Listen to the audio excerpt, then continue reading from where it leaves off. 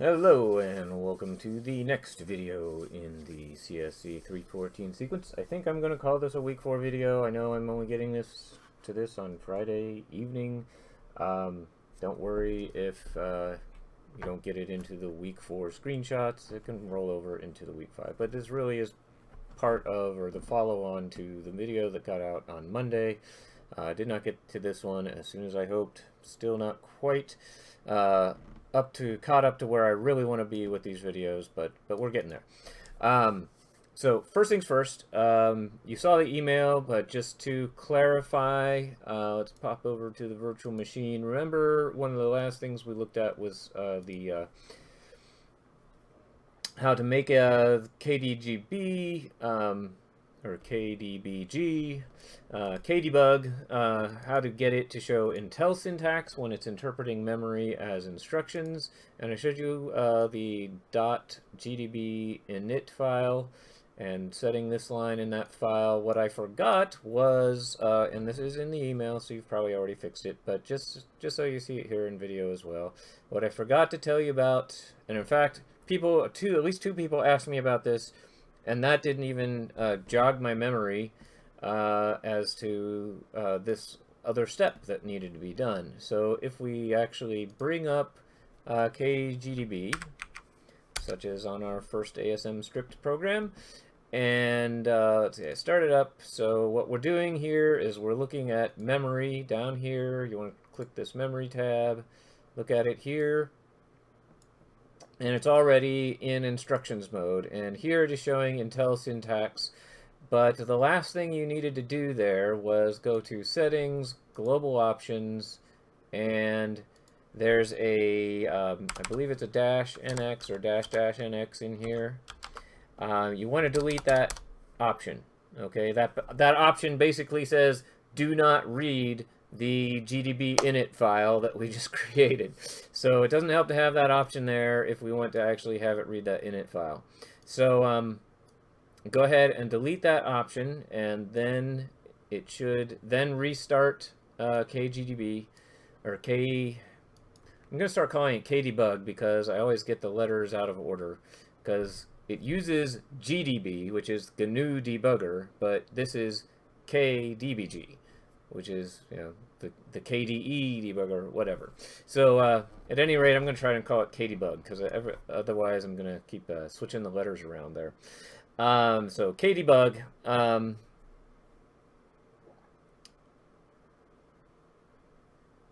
Restart it after you've edited it, after you've changed these global options to remove the -NX option here. Then if you restart it, you should finally see the Intel syntax in memory, like you're seeing, like I'm seeing here. With that out of the way, now it is finally time to actually dig into assembly language proper and start learning about assembly language commands. So let's exit KDBG. I did say I was going to call it KDebug from now on. So let's exit KDebug. And let's start up a new program. So from a either bring up your gedit that's already open, start a new file, or type gedit. Let's just call this ASM syntax examples. This program is not going to do much that's interesting. It's just going to be a bunch of commands that we will use as examples. And it's going to pop up a tab in an existing gedit window there. And so now we're ready to go. So what we need a section.txt, section.text, and we're going to need a section.data. I tend to prefer to put the data section on the bottom. You can actually, it actually does not matter what order you put these in your actual program. That, in fact, doesn't even change what order they show up in your executable. You can put the sections in either order. And we do have to make sure that we say that our start symbol is a global, and then we have start, And now in here, let's actually start doing some cans. So first we'll do some examples, some really straightforward stuff. We'll move into register EAX a number. We've already seen this. I'm just going to put the number 100. Okay. So that just basically means copy a 100 into register EAX. All right. Let's see, move EBX. Let's try, let's do 0x, because I want you to be familiar with the different syntax. So let's see, we need a 64, that's 4 times, let's see, 6 times, so we actually want 6 times 16 plus 4. That should be 100. That's copy a 100 into register EAX using a hex constant. Okay, so you can put numbers in your assembly language programs. You can use decimal, you can use hexadecimal by designating 0x. I think you can also do this. I'd have to go double check. I don't like the H afterwards, but I think that is also valid. You can double check me on that. You can just try it yourself. See if 64H builds when you experiment with this program. But for now, again, just kind of a reminder on your hexadecimal, this position, this digit is the 16's digit, so that 6 times 16 is 96, plus 4 is 100. You can double check me on the math there. I'm perfectly capable of making the occasional mistake on that when I'm doing this stuff on the fly.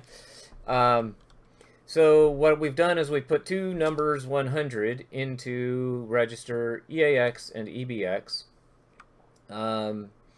And I want to, well, let's see, I'm going to make this window bigger so I have more room. And we're using immediate addressing, or let's call it an immediate operand. So generally speaking, if your constant is just straight up a number and you want that number to go into a register or something like that, we call that an immediate operand. And in the machine language, and we can go look, because we have examples of this now, and we've already seen this, in the machine language, all of these are immediate. Okay, the only difference is here we use a symbol and here we actually put the number directly in. But when we look at the memory, starting at start, and we interpret it, well, actually we want to look at the bytes here. So we see the BA, hexadecimal BA, that byte, that's the instruction, and then the next 4 bytes are the actual number that get copied into the register. And that's why we say it's immediate, because the value that we want to work with is immediately there after the instruction. So that's the idea of an immediate operand. Of course, this, when you use a register name, that is a register operand. So all of this is doing is copying these two numbers into these two registers. And the only difference here, whoops, I made that one go to EBX, so I probably want to say EBX in my comment here, right? So we're copying 100 into EAX and 100 into EBX, but we just wrote the 100 differently. Under the hood, these will both be identical, okay? Once you look at this in memory, in binary or hexadecimal or whatever, these will both be the number 100. They'll be the same binary number under the surface. This is just two different ways to write it in your assembly language program. Okay, so now let's do an add command. Let's just do the most straightforward add command. Let's do add EAX, EBX. All right, this basically means add EBX to EAX. I like to use all caps in the comments for some reason, so let's stick with that pattern. EBX to EAX with result going into EAX. Now, basically, the thing to realize here is that the basic format for assembly language commands in the NASM and Intel syntax that we're using is mnemonic, then destination, and then source. Now, some things don't have 2 operands. Some things only have 1 operand. But this is typically how you think of it. So it's always this first operand, generally where the result of the action goes. So obviously with the move command, which is really a copy command, because it doesn't, though the 100 is still going to be where you left it, you're actually just creating a copy of it in the register. But they use move for that. So obviously here the destination, it's going into EAX. Okay, source, destination. Here we're doing an addition, but we still kind of have the source destination concept because the EAX register will get the result of the addition. Okay, so it's still kind of a destination. It's a destination for the result. So just kind of keep in mind this general idea of the mnemonic of the command, which is the basic command that you're doing. You have a destination operand and you have a source operand. So far so good. These are easy enough that looking at what's going on in memory is hardly even necessary, but we will look at what these look like in memory, what they do to memory and do to the registers and so forth. And what I will say, so let's say it's important to remember the value that was in EAX is gone. Okay, so after this command, the value that was in EAX is gone. So remember that registers act like temporary variables. You really only have in the 32-bit architecture, you really have the 6 general purpose registers that you can really just kind of use for whatever you want. And that's it. And there's plenty of programs you're going to write where you need to keep track of more than 6 different numbers. Very, very often you're going to need to do that. And because of that,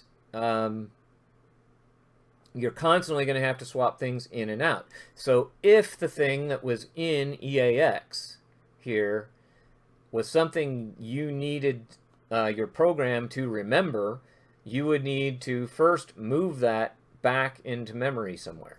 Now here, we're just adding a couple things that came from constants originally, and then we're adding the contents of these 2 registers and storing the result back into EAX. Now, there are no 3 operand things, so you can never do this.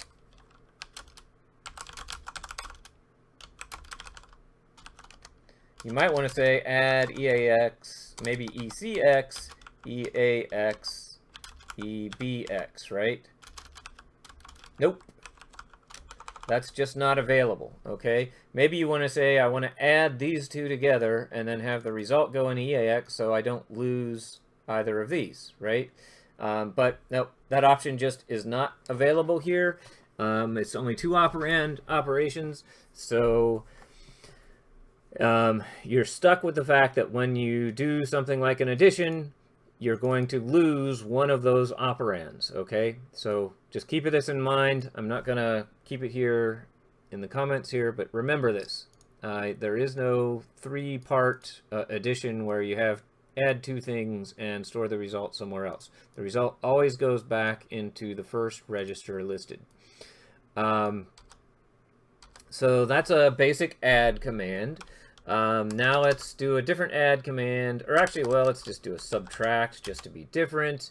And here I'm going to say subtract. Let's also make EAX the destination, but here I'm going to subtract a constant. So basically we put 100 there, 100 there, then we added that together to get 200. So now we have a 200 in EAX. So now let's just subtract, I don't know, a 44. All right. Or if we want to put that into hex, we can do 0x. Let's see, we need 32 plus 12. That would be 2c. So subtract 44 from EAX. Again, the result goes into EAX. Previous value of EAX is lost. All right. So this is an example of an immediate operand to an arithmetic. Now you can do the same thing with add and with subtract, so it's all good. Now it would never make sense. You could never do this.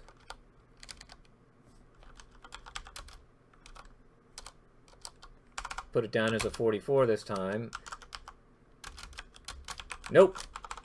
Cannot do that, okay? Because this is a constant. It's not a destination. It's not a place where you can store a result, so it makes no sense to do that subtraction. So generally speaking, for most operations where it has some kind of result or some kind of destination it has to put things, the first operand has to be a place where you can store something. One of the most common things is a register, as we're seeing now. Okay, so these few examples give you an idea of kind of just the basics of how, you know, assembly language commands look and what they mean in their simplest form. Now, what we're going to get into in a few minutes is the indirect operands, which work pretty much like pointers that you are familiar with from C programming. So if you didn't like pointers and didn't quite get pointers, you might want to refresh your memory. But also what you learn here in assembly language will probably help you understand better what pointers really are. So we're going to be getting into that in a moment. But let's go ahead and just mess around a little bit more. Let's do the compare operator. Now this one is interesting because it doesn't really have a destination. But let's just compare EAX to the number. Oh, let's compare it to the number 150. All right. Compare EAX to 150. This will set the 0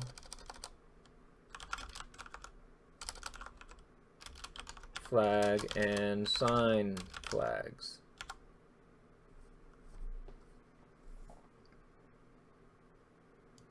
Well, I should say it will set or unset the 0 or sign flags. So depending, what really happens with a comparison operation is it's going to do another subtraction, but this time it doesn't put the result anywhere. It just throws the result away, but it will set or unset these flags. And those flags, remember the flags from our notes, the flags we're talking about on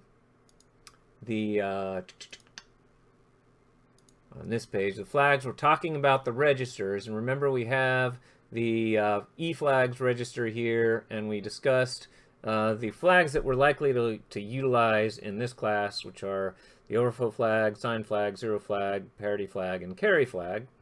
And the ones we care about most at the moment with this compare operator are the sign flag and the 0 flag. The sign flag would say the result of the subtraction was negative, which would tell us something about which number was larger, and the 0 flag would be set if the result of the subtraction was 0, which would tell us that the two numbers were equal.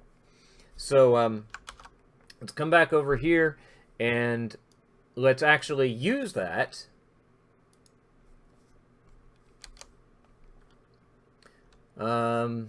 And let's just let's do a JE command. All right, so JE command will check the 0 flag. Can also think of it as the equality flag. So the compare is going to do that subtraction and throw away the result, but it will set the 0 flag appropriately. And so the JE command is going to check that 0 flag. And what this means is jump if equal. All right. So let me throw that in. Jump if equal. So you don't do things in assembly language like say if and then give some condition. You have arithmetic or compare operations that happen ahead of time, and then you have these jump commands that look at how the flags were already set by previous commands, and then it's going to go to a different place in your program. So here what I'm going to do is say jump if equal, and what I want to do is kind of create the same concept of an if-else, a simple if-else.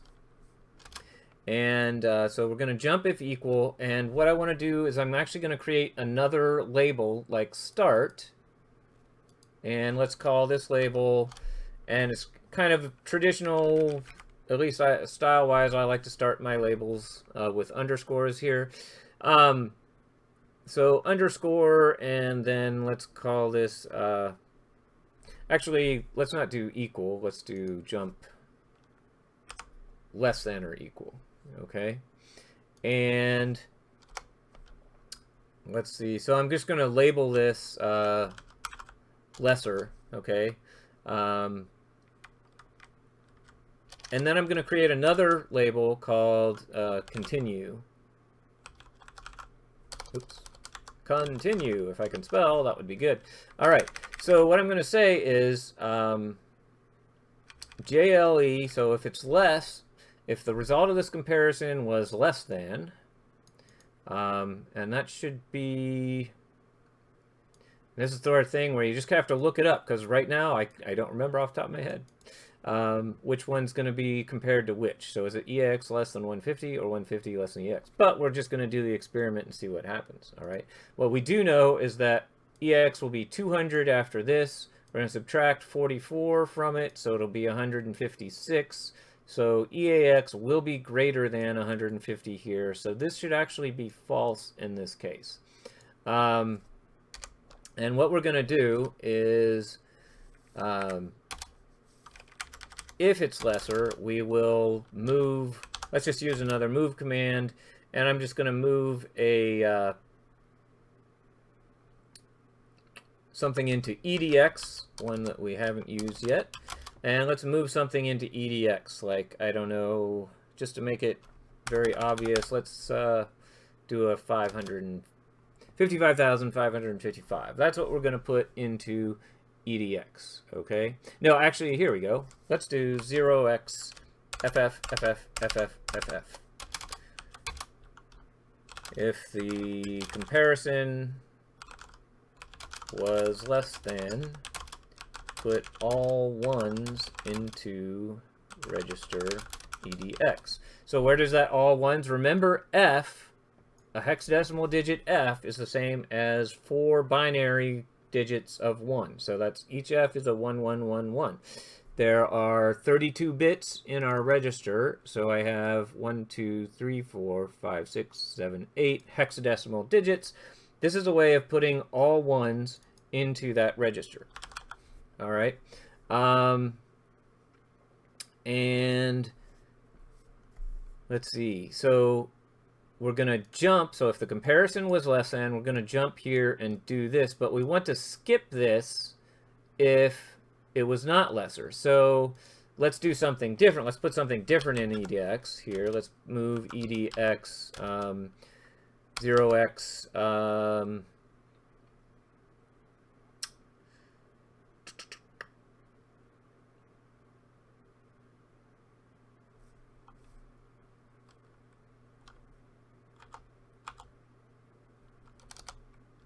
Let's just do a 1.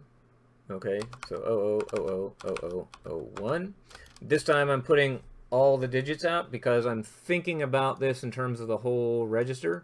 Of course, all those leading zeros there means the same thing, okay? But here we can kind of compare directly, you know, what digits am I setting here versus what digits am I setting here, and we kind of see a one-for-one correspondence there. Sometimes it's good to write out all your digits like this, especially when you're thinking in terms of the bits, the individual bits or the individual digits. You may want to do this. So, so that's what will happen if we don't do this jump. Now, to make this jump work, I actually have to put this address after the jump command. So what that says, jump if equal, to this address. So it'll jump down here and it'll do this instruction next instead of that instruction. But if the less than was false, if this was not less than that, then it'll do this command, but then it would go on and do this command anyway. All right. So to avoid that, we need another jump, and this is an unconditional jump, and then we'll send this one to continue. Okay. And that way we will end up here, and just for fun, let's do a what do we want to do? Let's just add one to edx. So let's say add edx, comma 1. Now, think about what you already understand about binary and hexadecimal.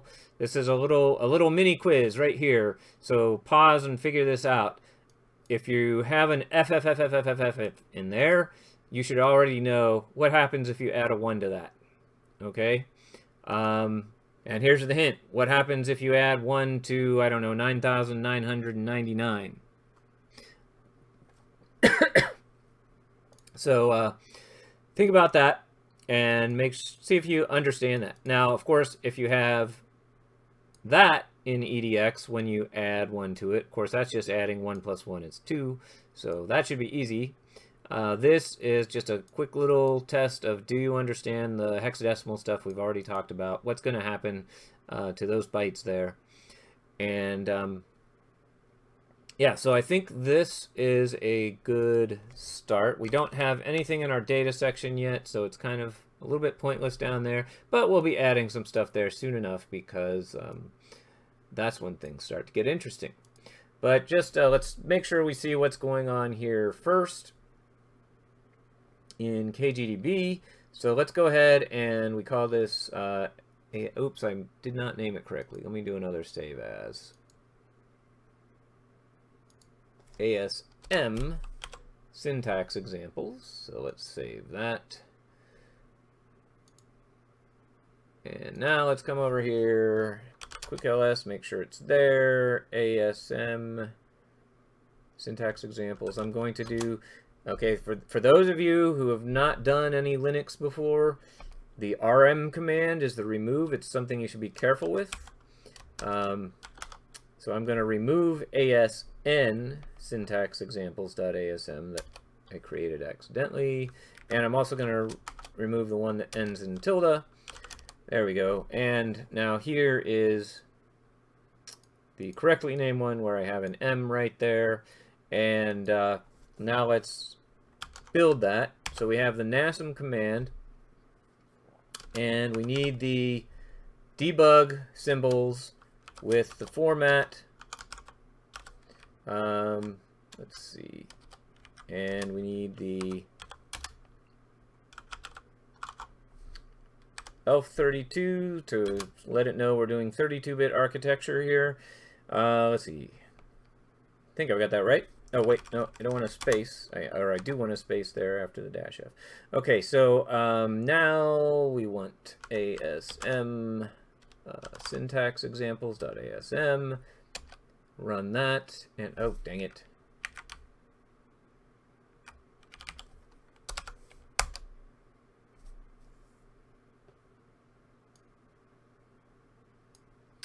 Comma, okay, now we're actually getting an error message. So it was a dash F. I always, because each command does something different there, I always forget which option that is. But, okay, error, comma, colon, decorator at end of line expected, some problem on line 11, so let's double check that.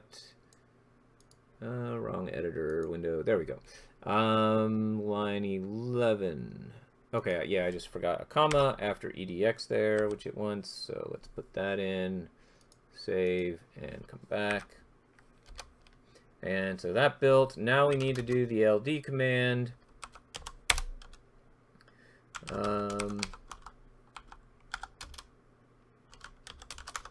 We want the .o file that the nasm command created, and then let's do a -o because I hate using the a dot out, so that we name the executable something sensible. And now we have an executable, and now now you can of course run this, but we didn't put anything in there that produces any output, so it's not going to do anything. In fact, I didn't even put anything in that will exit properly. So it's getting the segmentation fault because as it steps through the instructions, it's just going to try to keep going. So it'll do the add instruction, then it'll try to go on, and then it's going to get into a zone where you've basically got garbage data for your instructions. Who knows what's going to be there? And yeah, so then you're eventually going to hit something that's going to cause your program to crash, give a segmentation fault, something. So generally speaking, we don't want to do that. In fact, let's go ahead and come back over to our earlier example. These three instructions right here take care of a nice clean exit. So let's go ahead and do that. I'm just going to copy and paste them into our new program, like so. In fact, let's go ahead and actually even put a label here. We won't be using this label right now, but we might later. So basically, we'll just put comments here. Set up a clean sys exit call. All right.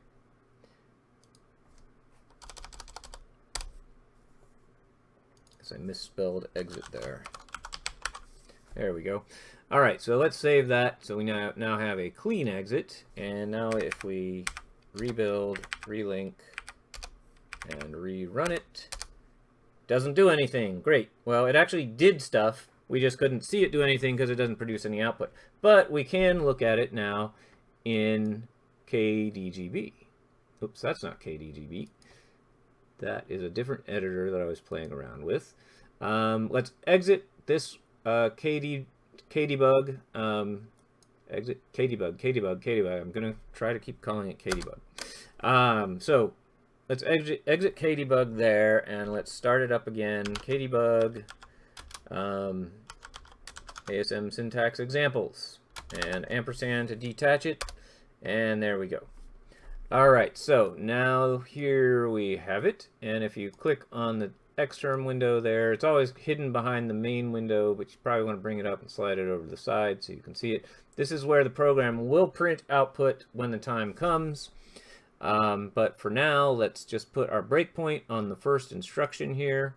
So right before it actually does that, we'll pause and let's click run, and there it is, ready to go.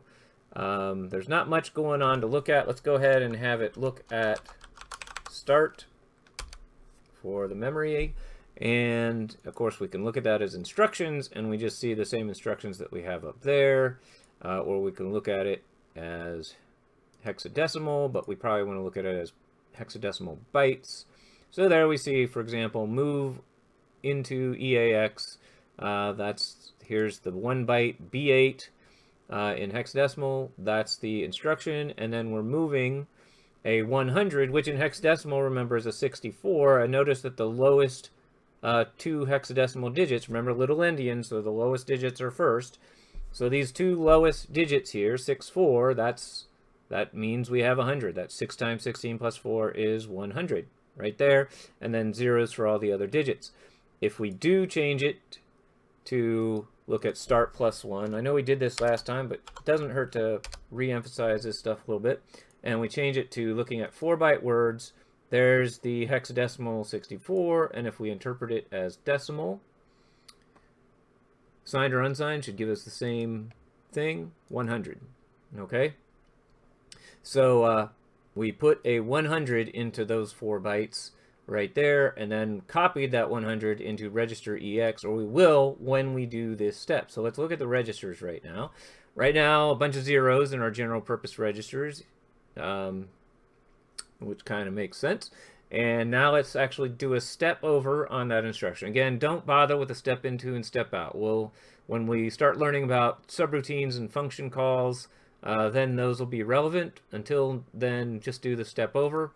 So we just did that instruction. The green arrow marched along one step, and notice that EAX is red because it changed, and it now has the value of 100. And we can look at that as binary. Whoops, because I had ECX highlighted, I only changed ECX there. Let's change them all. Highlight this thing here, and let's change that to, we can look at it as binary. So there's 100 in binary right there. Or we can look at it as hexadecimal. There's the 0x00000064, which is the same as 0x64 here with leading zeros. So we just put that in there. Now we're going to basically put the same number into EBX if we do another step. So let's do that. And there's EBX. And this is kind of interesting. I don't know why it's not listing these in alphabetical order, but it's not. Yeah, that's kind of strange. I just noticed that. So, but pay attention to that. So EBX is down here. EAX is up there. I don't know if we have... I haven't seen any settings that let us play with what order it actually lists these in, but don't seem to have a choice. It would make a lot more sense to be EAX, EBX, ECX, EDX, but it's not. So there's EBX now. EAX and EBX both have that in them. What we should see, you can actually do this arithmetic in hexadecimal pretty easy. 4 plus 4 is 8. 6 plus 6 is 12, but that's a C in hexadecimal. So this should be hexadecimal C8 after we do this addition. So let's do the addition, step over, and voila, now EAX has a C8 in it. So remember what I said? The first operand is where that result goes. And so now you can see that clearly. We added 100 plus 100, and now we have a 200 in there. So again, if we want to look at that as decimal, we can see it as a 200 just like that. All right, and we are ready to go on with the next instruction. And this is why we did the stripped file before. Notice, look what's happening here. So our debugger is pointing at line 8, but our next instruction is actually line 7. I'm not sure why it's deciding to do that. Hopefully it'll get synced back up and it'll correctly point to line 9 after we do a step. But line 7 is the next instruction that we're about to do. If we go look at memory, we can also see that. Let's start it at start again. So take off that +1 and from start. And then let's do the instructions view. You actually get, notice this little arrow thingy here, equals greater than sign. That's actually pointing to the next instruction to be executed. So there you can really rely on this because that's pointing to the exact instruction in memory that's going to be next. So if the debugger gets confused what to point to in your source code file, which is just text, okay, nothing is executing this text file. It's just the file that you use to build the program. In fact, you may have edited this, and so it's now different from what was compiled, so it could be completely off. But clearly the debugger gets a little bit confused about what line in the source code to point to, which is kind of unfortunate. But here we can see exactly what the next one is. We're going to put the hexadecimal 2C into register. Actually we're going to subtract hexadecimal 2C from whatever is in EAX. So we're going to subtract 44 from 200, and the result will go into EAX. Let's see if it syncs the source code back up here when you do the step over. Yep, okay, it lined up. So it kind of looks like it went to whatever the last line, so it kind of folded this extra blank line in with that subtract step. It's a little confusing. What we should do is just go take this blank line out when we want to look at things in the debugger. Again, this is why we did the stripped version of the original file without all the extra blank lines and comments and so forth, precisely because it tends to get this green arrow pointer in the wrong place if you have too many comments and blank lines and stuff. So here we are, and now we're ready to do the compare instruction, and we can look at the registers and confirm. Sure enough, it subtracted 44 from 200, got 156, and put that right back into register EAX. So we can see that right there. And so now we're going to do the comparison, and the thing we want to look for now is I wish we could hide these extra registers because we're probably never going to actually look at these. But let's come down here to the flags register, and we should see some of these change, okay, after the next instruction. In fact, they were changing when we did the add and subtract. They still changed, but we weren't that interested in what they were doing, so we didn't look at them. Now we're deliberately doing a comparison, so we're interested in what happens here. And you may want to go over to look which flags. So it looks like, if counting from the right, 1, 2, 3, 4, 5. The 4th and 5th bit from the right are the ones we're going to be looking at, most importantly. So let us do a step on that comparison and see what flags were set. You do notice that it did change. Those aren't the same bits that we had before. And it looks like both flags are 0. Well, if the 0 flag is a 0, that means the result of doing this subtraction was not a 0. So that means they were not equal. So that's good. And it looks like the sign flag is not a 1, which means the result of doing the subtraction was not negative, which means we probably did 156 minus 150, which means that this is bigger than this. And I think that's going to mean that this jump if this is less than this, is going to be false, so we're going to go on with this instruction. We're not going to do the jump. Believe it or not, I'm not 100% confident of that, because I always have to go look it up. Which way it does this comparison. But anyway, let's do the step and see where it goes. So it did not jump, right? That's because it looked at the sign bit and saw that the sign bit was a 0, indicating a positive result or a 0 result, a non-negative result.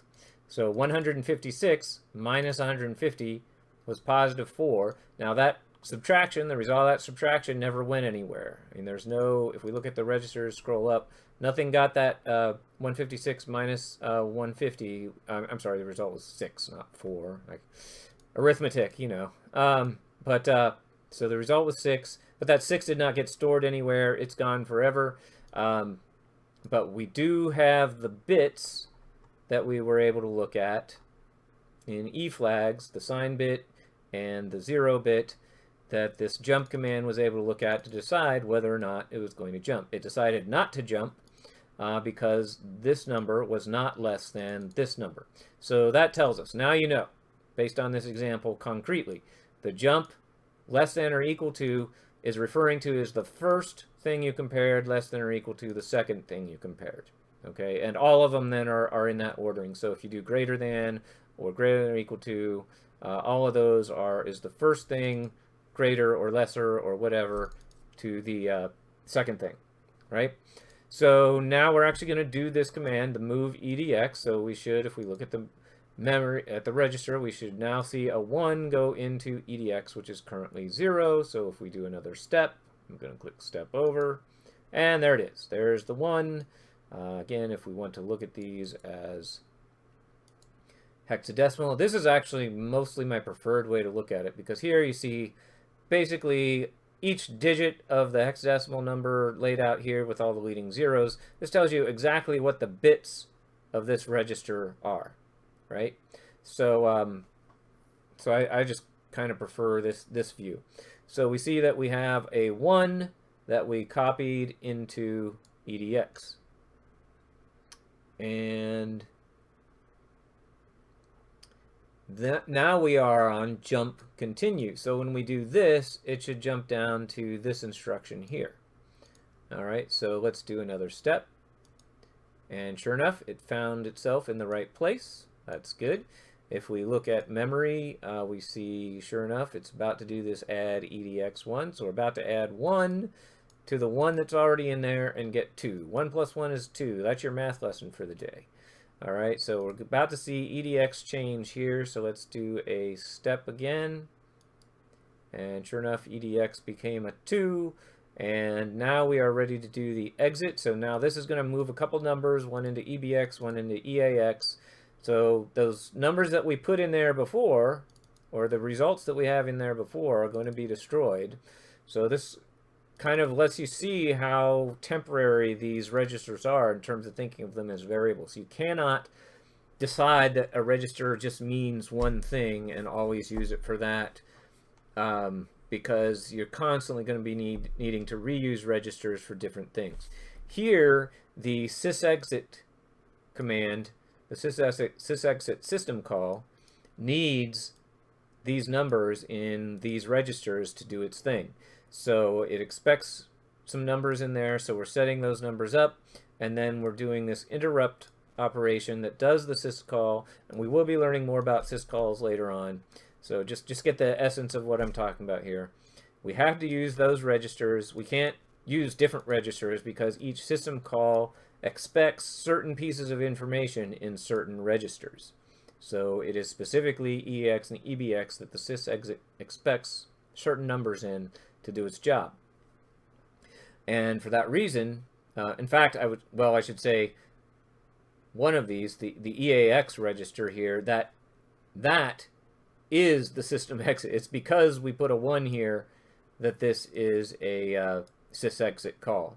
This does not make it a sysexit. This does what's called an interrupt, and it finds the 1 in register EAX, and that's what makes it a sysexit. And now, actually, I feel like I just told you incorrectly, because maybe it's the 0 in EBX that makes it a sysexit. No, that doesn't make sense. The 1 is a sysexit. The 0 is the return value for the process. We'll explain that later. So so at any rate, that's what's going on with these commands, and we may not be interested in stepping over them. So you can just click run to finish, but we can step over, and we see that sure enough, EBX got replaced with a 0, step again, EAX got replaced with a 1, and step again, and we do the interrupt, and that exits the program, and our program has finished. Now there was no output, so there was nothing interesting to look at over here in the output window, because we didn't do any syswrites to produce output. So what I want to do, just to further clarify, make sure that we see things working the way we believe they should work. Let's go ahead and change the numbers so that the jump here will be true, and we'll actually make the jump and skip over this stuff.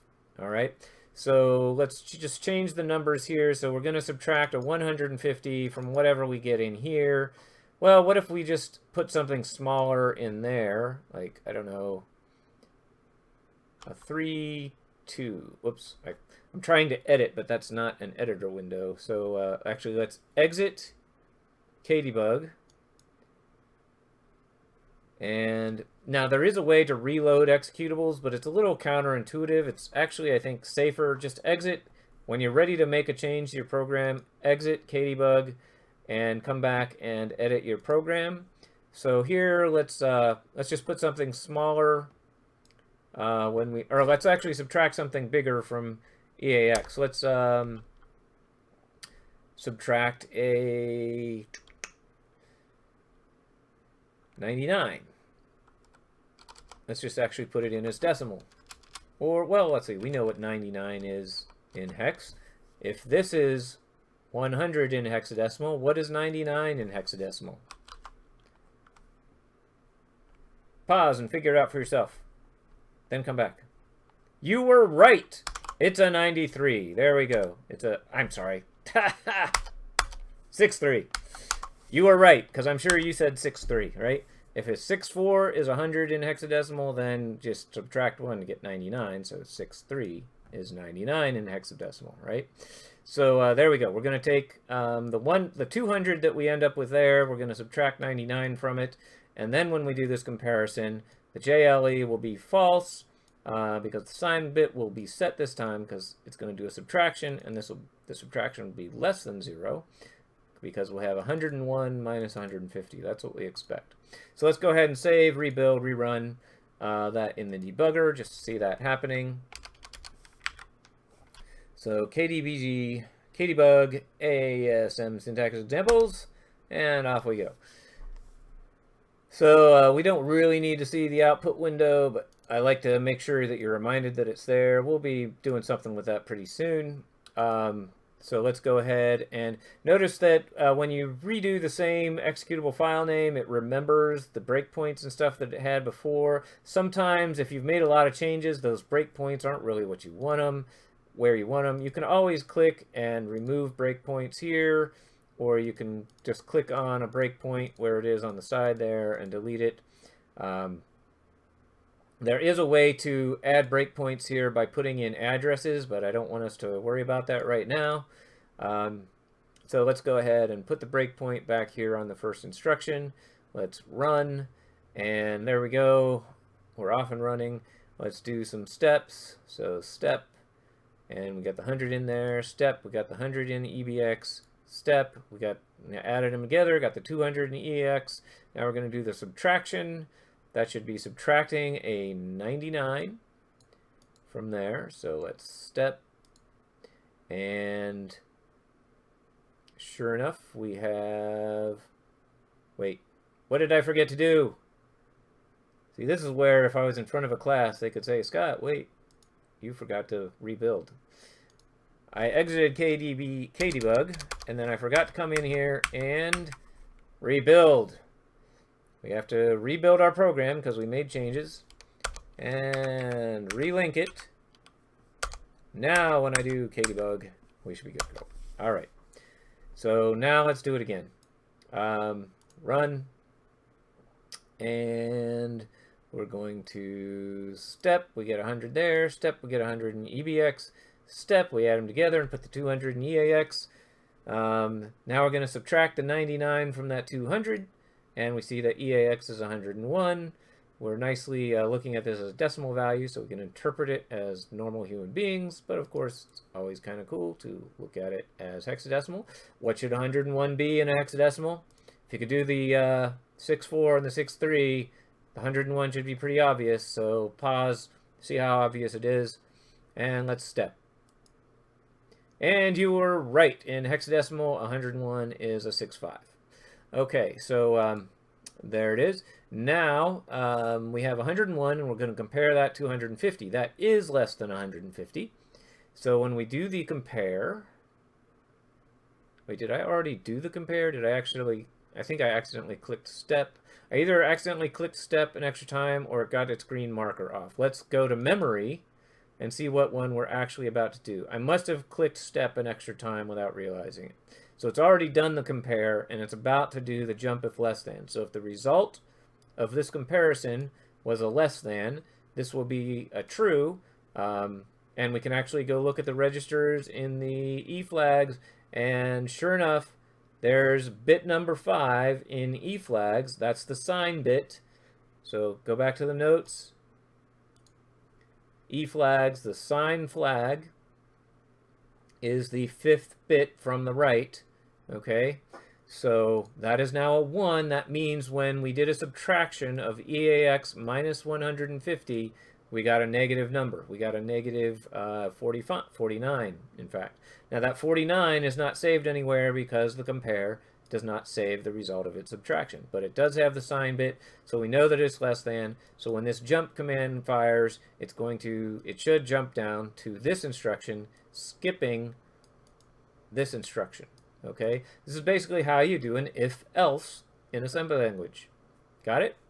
So let's go ahead and do that step. And sure enough, it jumped down there. So now we're going to put FFFFF in there. And just because sometimes it's fun to look at things in binary, let's switch our view in the registers to binary numbers. And let's keep an eye on EDX. And let's watch it fill that up with 1s. And there it is, all 1s. Now, notice that we got extra digits here. That's because it's a quirk of KDebug that it will remove up to 3 leading zeros from these decoded binary register values.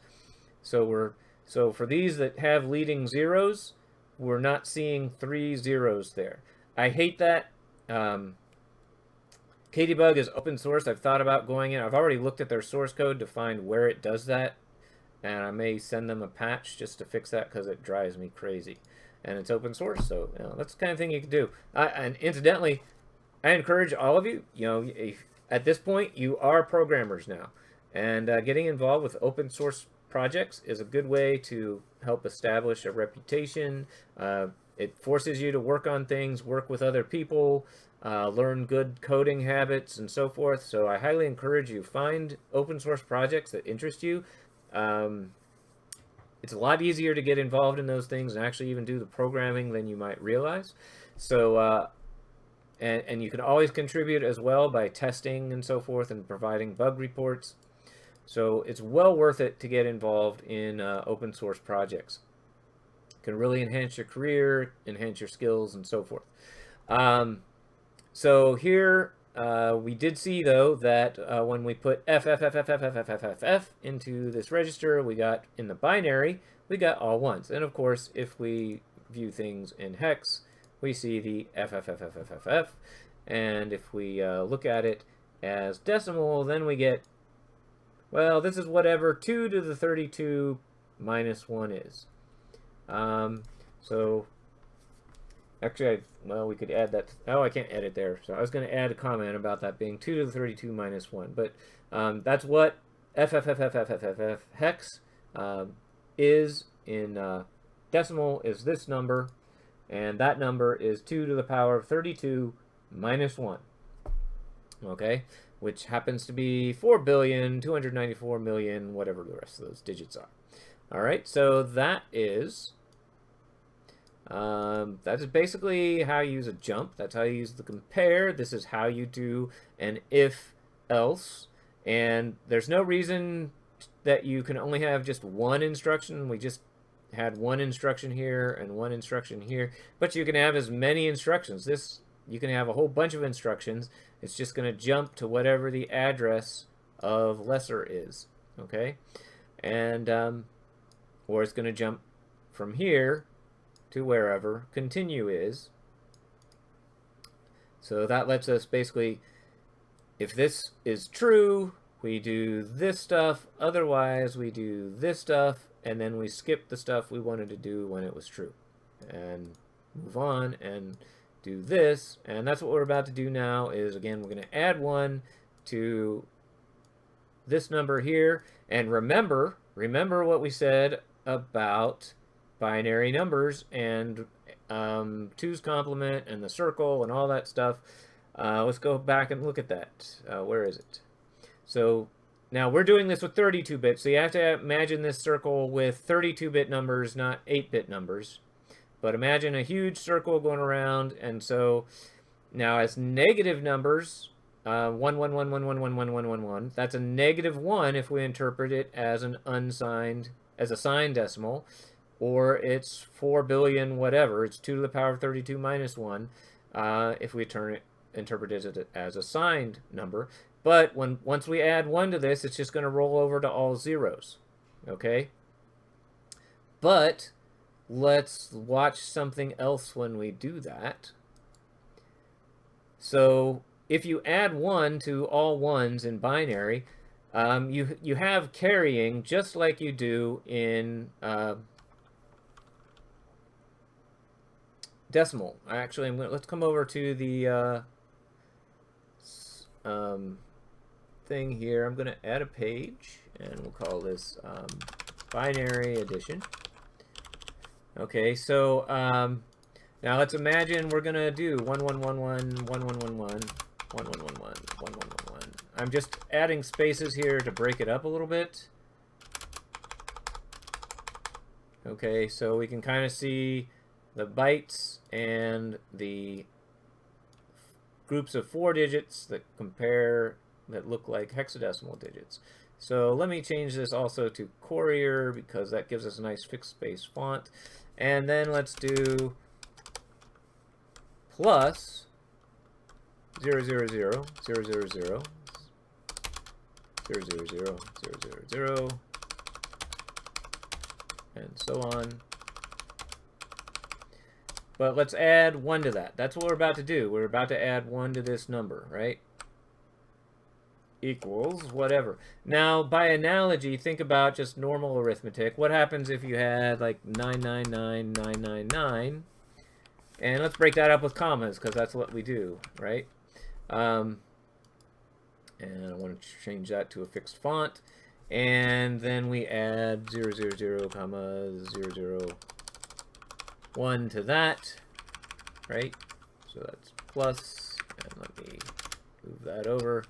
All right, just so we have kind of an analogy, these are not the same numbers. This is 999,000 whatever. This is 4 billion something something something. Not the same numbers. I'm just doing an analogy here. What happens when you add 1 to all 9s like that? Well, of course, those all roll over to zeros, and we get yet one more digit. Right? Like that. Exact same thing happens in binary. You get all zeros, but you get one more digit over there. I'm sorry, yeah, all zeros.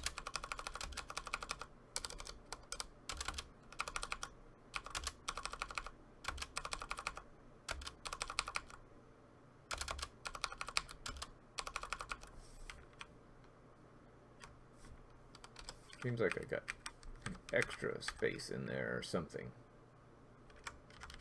Close enough. Well, I have extra spaces here too. So let's do that. I think that looks a little better. All right.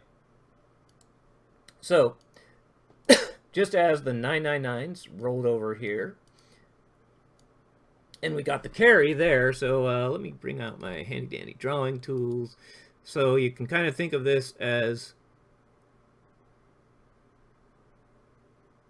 carry the 1, right? I had to draw that with a mouse because I don't have the pen thing to work with right now, but so we carry the 1 there, right? And that becomes this extra digit right there. But what if you only had 9 digits, like on a speedometer, and it only had, what if you only had 6 digits, like on a speedometer? It's just going to roll over to all zeros, and you lose, you know, this extra 1 is gone. So if you're actually limited to 6 digits, and you add 1 to that 999999, this is what you get, right? It just rolls over to zeros. Same thing in the registers of the CPU. If you have all 1s here and add 1 to it, those are all going to roll over to 0. There isn't another digit to store the next bit. Or is there? Or is there? Okay, so this is where we're going to learn something new. So we're about to do this addition, okay, and what I want us to pay attention to, let's see if I can get everything I want us to see here. There we go. So let's pay attention to the flags register, see what changes there. So kind of, well, you can pause and go back and forth to see what's different from what's here now and what's going to change. So let's actually do the step and do that addition. And boom. Now, which flag do I want to look at? I gotta go look it up. Let's come back to our notes. Whoops, wrong thing. There we go. Back to our notes and our flags down here. I want us to look at the carry flag. That's the very first flag on the right. So my cat is biting me. She doesn't like the way I'm teaching this class or something. I don't know.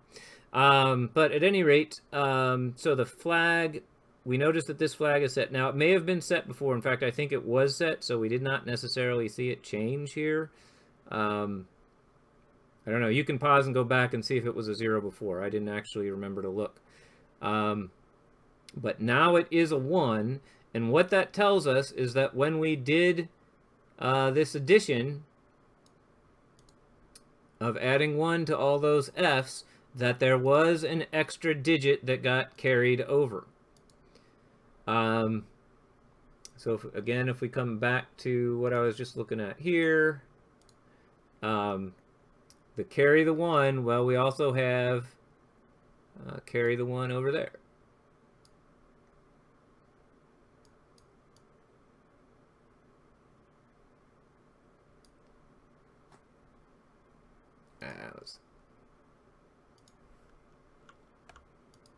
me do it this way. Carry the 1. So that also happens over here. So again, we don't really have this digit. That's gone. All right. In a register, we don't actually have that digit, but we do have the carry flag to tell us that the last time we did a mathematical operation, there actually was a carry. And that is what could allow, even though the computer has 32-bit integers and does 32-bit integer operations, this would be a way to have 64-bit integers and do the additions in 2 steps, because you could use that carry bit to modify the result of an addition. And in fact, that is how the add with carry works. There are other commands, other addition commands. For example, ADC, which is add with carry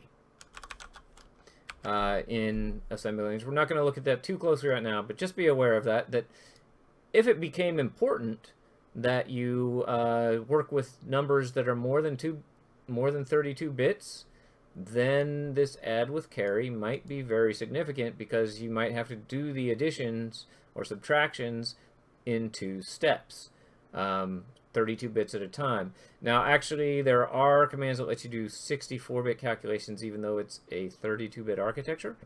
And those involve multiple registers. You're restricted on your choice of what registers are used for what then. That's all stuff we're going to be getting into, but just kind of be aware that you do have this add with carry, but it still might be important, because you might really want to work with huge numbers that go beyond 64 bits, and then this carry bit becomes very important if you want to work with, certainly if you want to work with numbers larger than 64 bits. And that's even on a 64-bit architecture. You still have kind of the same concept. So, so far so good. Let's see where we're at time-wise. Wow, it looks like this recording's already over an hour, so that's enough in total for this week to get you up to speed. The next thing I'm going to focus on is actually writing up instructions for your first lab so that you can actually start doing some stuff. I had hoped to get into more examples, so I'm just going to dive into the first videos for next week, and then we'll be looking at other kinds of operands. So if you notice in the notes here, under basic syntax, I talk about all the kind of the different operands that we have. We have the immediate; those are the easiest to understand. Register is pretty straightforward. It's the indirect, which work like pointers, and they point to different places in memory, and then you get the contents of that memory out and move it around, or you store things into places in memory. And that's when you're actually working with things that work similar to variables in C, but also the way indirect addressing work, the way indirect operands work, you're addressing. So you're actually working with pointers. And really, in C, all variables are in some sense pointers. It's just that the normal variables, all the pointing is kind of taken care of for you. Whereas if you're allocating your own memory, then you have to manage your own pointers like you had to do in your csc314 class. So that's what we will dig into next time around, because we haven't gotten to the indirect pointers yet. But hopefully this has given you a really solid understanding of some of the basics of how these assembly language commands work. And we will be getting into looking at more examples of how to get some output and so forth. So that's enough for now, and until the next video, I'm signing off.